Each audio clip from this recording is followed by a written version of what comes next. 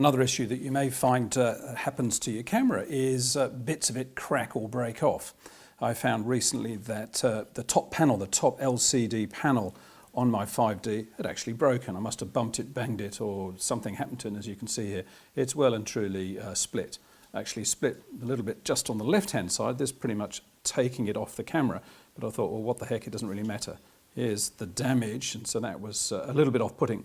So once again, I got online and found a supplier in China, of course. 5 weeks later, I got this superb little replacement part just popped through the post. It has some self-adhesive 3M sticky plastic on the back to fix it back into place. How do you get this off the LCD screen? Well, I have to say with great trepidation when I did it, because I thought I'm just going to see, I'm going to skewer this into the LCD and completely destroy the camera, and then I'll have to cap in hand go back to Canon and apologise and say, can you fix it for me please, mister? Luckily I didn't. Now the key thing to remember is it's actually sort of sticky taped inside this little recess here. So you can use just a common or garden hairdryer, blast it with some heat, and then using the corner of a tiny, very thin screwdriver, this is a jeweler's screwdriver, just pick it up in the corner and slowly prise it up. As I said before, when I did that, of course, it split it a little bit more just here, but I don't care about that because that's now junk.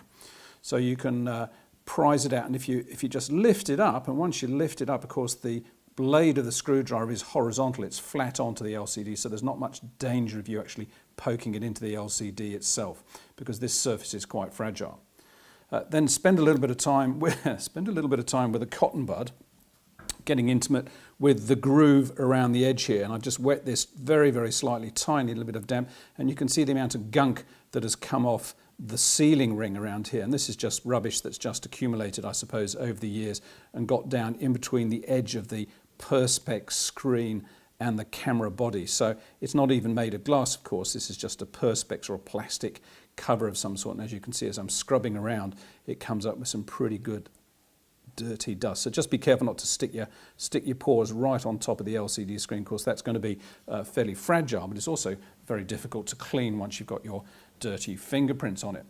Once again, I'm going to use the trusty Ilford little dust off to give it a final blast there, just to get the last vestiges of furry stuff off, and I might even give the spare part a little bit of a clean, and then we'll carefully, off camera of course, while a helicopter flies past, we can just take off the plastic coating